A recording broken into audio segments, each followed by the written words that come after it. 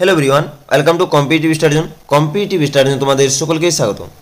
आज 4 October 2024 4 October 2024 current অ্যাফেয়ার্সের কতগুলি গুরুত্বপূর্ণ প্রশ্ন উত্তর এই ভিডিওটিতে আলোচনা করব এবং প্রতিটি প্রশ্নের উত্তরের সাথে সাথে যে কয়েকটি বিষয় তোমাদেরকে মনে রাখতে হবে সেগুলো নিয়েও আলোচনা করব।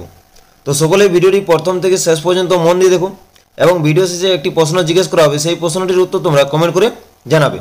তো চলো আমরা ভিডিওটি শুরু করছি। আজকের কারেন্ট অ্যাফেয়ার্সের প্রথম প্রশ্ন যে বিশ্ব পশু কল্যাণ দিবস কবে পালিত হয়? তো এই প্রশ্নের সঠিক অ্যান্সার হয়ে যাবে অপশন ডি 4 অক্টোবর। তাহলে বিশ্ব পশু কল্যাণ দিবস কবে পালিত হয়? 4 অক্টোবর। তো প্রতি বছরই 4 অক্টোবর বিশ্ব পশু কল্যাণ দিবস পালিত হয়। তো আমাদের প্রথম বিশ্ব পশু কল্যাণ দিবস কবে পালিত হয়? 25 মার্চ 1925 সালে। আমাদের 2024 সালের বিশ্ব পশু কল্যাণ দিবসের থিম হলো যে বিশ্ব তাদেরও বাড়ি। বাস্তুশাস্ত্রের পৃষ্ঠপোষক সন্ত ফ্রান্সিস অফ এসিসের জন্মদিনের স্মরণে বিশ্ব প্রাণী কল্যাণ দিবসটি পালিত হয়। তো বিশ্ব পশু কল্যাণ দিবসের উদ্দেশ্য হল যে প্রাণীদের জন্য উদ্ধার আশ্রয় কেন্দ্র নিশ্চিত করা, তহবিল সংগ্রহ করা, প্রাণী কল্যাণ কর্মসূচি গ্রহণ করা এবং এমন কার্যক্রম পরিচালনা করা যা মান বৃদ্ধিতে সাহায্য করবে এবং প্রাণীদের জীবনযাত্রা আরও ভালো অবস্থা প্রদান করবে। এরপর আমরা অক্টোবর মাসের গুরুত্বপূর্ণ দিবস সম্পর্কে জানব। 1 অক্টোবর পালিত হয় আন্তর্জাতিক বয়স্ক ব্যক্তি দিবস হিসাবে। 2 অক্টোবর পালিত হয় আন্তর্জাতিক অহিংসা দিবস হিসাবে। 4 অক্টোবর পালিত হয় বিশ্ব প্রাণী কল্যাণ দিবস হিসাবে। নেক্সট কোয়েশ্চেন যে সম্প্রতি ওয়ার্ল্ড গ্রিন ইকোনমি ফোরাম কোথায় উদ্বোধন হয়েছে? তো এই প্রশ্নের সঠিক অ্যান্সার হয়ে যাবে অপশন বি দুবাইয়ে। তাহলে ওয়ার্ল্ড গ্রিন ইকোনমি ফোরাম কোথায় উদ্বোধন হয়েছে? দুবাই। অপশন বি হচ্ছে রাইট অ্যান্সার। নেক্সট কোয়েশ্চেন যে খো খো বিশ্বকাপ 2025 কোথায় আয়োজিত হবে? তো এই প্রশ্নের সঠিক অ্যান্সার হয়ে যাবে অপশন সি ভারত। তাহলে খো খো বিশ্বকাপ 2025 আয়োজিত হবে ভারতে। তো প্রথম খো খো বিশ্বকাপ 2025 ভারতে অনুষ্ঠিত হবে, যেখানে 16টি পুরুষ ও মহিলা দল সহ 6টি মহাদেশ জুড়ে 24টি দেশ অংশগ্রহণ করবে। খো খো খেলায় প্রতিটি দলে 9 জন করে খেলোয়াড় থাকে। নেক্সট কোয়েশ্চেন যে সম্প্রতি প্রকাশিত আইসিসি টেস্ট বোলিং র্যাঙ্কিংয়ে শীর্ষ বোলার কে হয়েছেন? তো এই প্রশ্নের সঠিক অ্যান্সার হয়ে যাবে অপশন বি জসপ্রীত বুমরা। তাহলে সম্প্রতি প্রকাশিত আইসিসি টেস্ট বোলিং র্যাঙ্কিংয়ে শীর্ষে রয়েছেন জসপ্রীত বুমরা। অপশন বি হচ্ছে রাইট অ্যান্সার।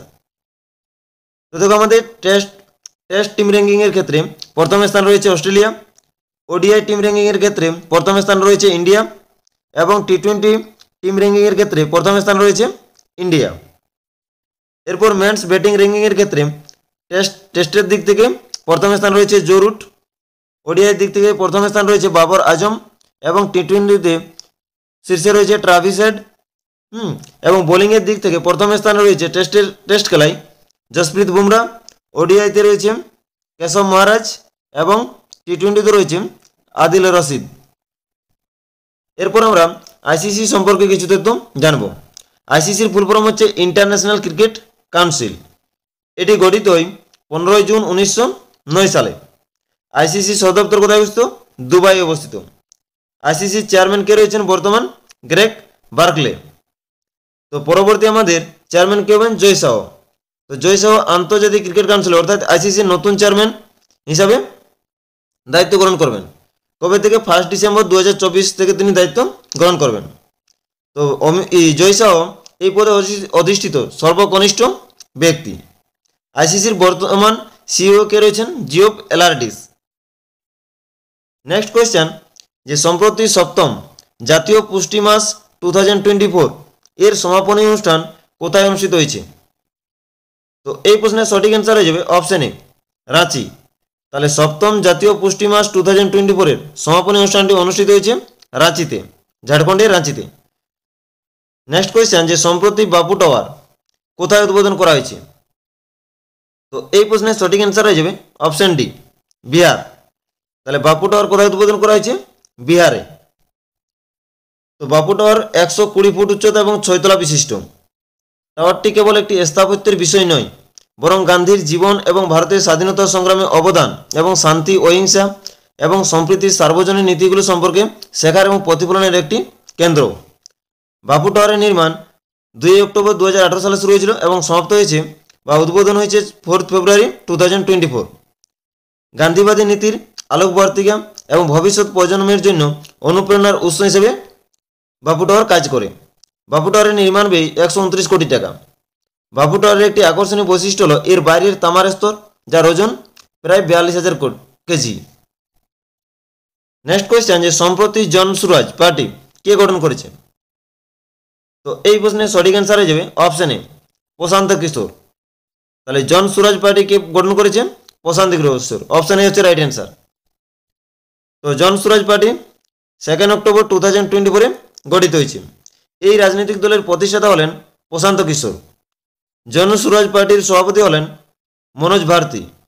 প্রশান্ত কিশোর হল একজন ভারতীয় রাজনৈতিক কৌশলবিদ। জনসুরাজ পার্টি গান্ধীবাদের আদর্শের উপর ভিত্তি করে গঠিত। জনসুরাজ পার্টি 2025 সালের বিহার বিধানসভা নির্বাচনে সমস্ত 241টি বিধানসভা আসনে প্রতিদ্বন্দ্বিতা করতে পারে। তো বর্তমানে আমাদের কয়টি জাতীয় দল রয়েছে? 6টি জাতীয় দল রয়েছে। ভারতীয় জনতা পার্টি, ভারতীয় জাতীয় কংগ্রেস, মার্ক্সবাদী কমিউনিস্ট পার্টি, আম আদমি পার্টি, বহুজন সমাজ পার্টি এবং ন্যাশনাল পিপলস পার্টি। তো ভারতে বর্তমানে 6টি জাতীয় দল রয়েছে। এরপর আমরা ভারতের নির্বাচন কমিশন সম্পর্কে বিস্তারিত জানবো, অর্থাৎ ইসিআই সম্পর্কে, অর্থাৎ ইলেকশন কমিশন অফ ইন্ডিয়া। তো ইসিআই অর্থাৎ ইলেকশন কমিশন অফ ইন্ডিয়া কত সালে গঠিত হয়? 25শে জানুয়ারি 1950 সালে গঠিত হয়। এটি দেশে লোকসভা, রাজ্যসভা এবং রাজ্য বিধানসভা, রাষ্ট্রপতি এবং উপরাষ্ট্রপতির নির্বাচন পরিচালনা করে থাকে। সংবিধানের 324 থেকে 329 ধারাতে নির্বাচন কমিশনের কথা উল্লেখ রয়েছে। বর্তমানে প্রধান নির্বাচন কমিশনার হলেন রাজীব কুমার। এছাড়াও অন্যান্য নির্বাচন কমিশনাররা হলেন সুখবীর সিং সন্ধু এবং জ্ঞানেশ কুমার। প্রধান নির্বাচন কমিশনারের মেয়াদ হচ্ছে 65 বছর বয়স পর্যন্ত। প্রধান নির্বাচন কমিশনারকে শপথ বাক্য পাঠ করান ভারতের রাষ্ট্রপতি। নেক্সট কোয়েশ্চেন, যে সম্প্রতি নরেন্দ্র মোদী কোথায় ধরতি আবাম জনজাতীয় গ্রাম উৎকর্ষ অভিযান শুরু করেছেন? তো এই প্রশ্নের সঠিক অ্যান্সার হয়ে যাবে অপশন এ, হাজারিবাগ। ঝাড়খণ্ডের হাজারিবাগে ভারতের প্রধানমন্ত্রী নরেন্দ্র মোদী ধরতি আবা জনজাতীয় গ্রাম উৎকর্ষ অভিযানটি শুরু করেছে। তো প্রধানমন্ত্রী প্রায় 80,000 কোটি টাকা ব্যয়ের সাথে ধরতি আবা জনজাতীয় গ্রাম উৎকর্ষ অভিযান শুরু করেছেন। এই প্রকল্পটি তাদের উন্নয়নের জন্য প্রায় 63,000 উপজাতি গ্রামকে কভার করবে এবং 5 কোটিরও বেশি লোককে উপকৃত করবে। নেক্সট কোয়েশ্চেন, যে প্রধানমন্ত্রী নরেন্দ্র মোদী জ্যামাইকা রোড কোথায় উদ্বোধন করেছেন? তো এই প্রশ্নের সঠিক অ্যান্সার হয়ে যাবে অপশন এ, দিল্লিতে। তাহলে প্রধানমন্ত্রী নরেন্দ্র মোদী জ্যামাইকা রোড দিল্লিতে উদ্বোধন করেছেন। অপশন এ হচ্ছে রাইট অ্যান্সার। নেক্সট কোয়েশ্চেন, যে সম্প্রতি কে 50তম সিজার পুরস্কারে সম্মানিত হবেন? তো এই প্রশ্নের সঠিক অ্যান্সার হয়ে যাবে অপশন বি, জুলিয়া রবার্টস। তাহলে 50তম সিজার পুরস্কারে সম্মানিত হবেন জুলিয়া রবার্টস। অপশন বি হচ্ছে রাইট অ্যান্সার। এরপর আসি রিভিশন পর্বে। তো রিভিশন পর্বে গতকালের কারেন্ট অ্যাফেয়ার্সের প্রশ্নোত্তর নিয়ে আলোচনা করব। তো সম্প্রতি হিমাচল প্রদেশের 20,300 ফুট উচ্চ শৃঙ্গ মাউন্ট ওনমে কে তেরঙ্গা উত্তোলন করেছেন? এর সঠিক অ্যান্সার হয়ে যাবে অভিনীত মৌর্য। সম্প্রতি লারা দ্য ইংল্যান্ডস ক্রনিকলস নামের বইটি লিখেছেন কে? Feel walker. সম্প্রতি কে AFMS এর প্রথম মহিলা মহাপরিচালক কে হয়েছেন? এর সঠিক অ্যান্সার হয়ে যাবে আরতি সরিন। সম্প্রতি ভারতীয় বংশোদ্ভূত রবি আহুজা কোন কোম্পানির সিইও হয়েছেন? তো এই প্রশ্নের উত্তর হবে সনি পিকচার্স এন্টারটেনমেন্ট। কোন রাজ্য সরকার সম্প্রতি মর্যাদাপূর্ণ ট্রাম পরিষেবা বন্ধ করবে? পশ্চিমবঙ্গ রাজ্য সরকার সম্প্রতি মর্যাদাপূর্ণ ট্রাম পরিষেবা বন্ধ করবে। নেক্সট, সম্প্রতি কে 25তম লাল বাহাদুর শাস্ত্রী জাতীয় পুরস্কার 2024 ভূষিত হয়েছেন? তো এই প্রশ্নের উত্তর হচ্ছে রাজর্ষি বিড়লা। তাহলে 25তম লাল বাহাদুর শাস্ত্রী জাতীয় পুরস্কার 2024 ভূষিত হয়েছেন রাজর্ষি বিড়লা। সম্প্রতি ভারতের কোথায় অক্সিজেন বার্ড পার্ক উদ্বোধন হয়েছে? মহারাষ্ট্রে। সম্প্রতি 2024 সালের শাস্ত্রম রামানুজন পুরস্কারের জন্য কে নির্বাচিত হয়েছেন? আলেকজান্ডার ডান। সম্প্রতি কে সাফ মেন্স আন্ডার 17 চ্যাম্পিয়নশিপ 2024 জিতেছেন? ভারত। ইন্ডিয়ান নিউজ পেপার সোসাইটির সভাপতি কে হয়েছেন? MV শ্রেয়সম কুমার। আজকের ভিডিওর শেষ প্রশ্ন।